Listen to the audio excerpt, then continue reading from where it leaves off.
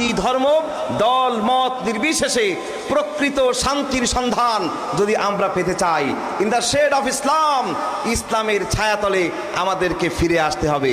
জীবনের প্রতিটি ক্ষেত্রে ইসলামকে বাস্তবায়ন করতে হবে, ইমপ্লিমেন্ট করতে হবে, স্ট্যাবলিশ করতে হবে, তবেই আমরা শান্তি পাবো। ঠিক কিনা বলুন? সেই শান্তি সমাজে, রাষ্ট্রে, সর্বক্ষেত্রে বিরাজমান হোক, প্রতিষ্ঠা পাক, তাকে আমরা চাই। আল্লাহর বিধান, আল্লাহর আইন, ইসলাম কায়েম হোক সমাজে, রাষ্ট্রে, গোটা বিশ্বব্যাপী, তাকে আমরা চাই। কিভাবে চাই?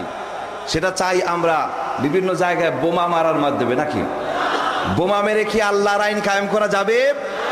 আজকে এক শ্রেণীর মানুষ, আলেম নামধারী, মুসলমান নামধারী, তারা বিভিন্ন জায়গায় বোমাবাজির মাধ্যমে, সন্ত্রাস সৃষ্টির মাধ্যমে, অরাজক পরিস্থিতির সৃষ্টির মাধ্যমে, জনমনে আতঙ্ক সৃষ্টির মাধ্যমে তারা আল্লাহর আইন প্রতিষ্ঠা করতে চাচ্ছে।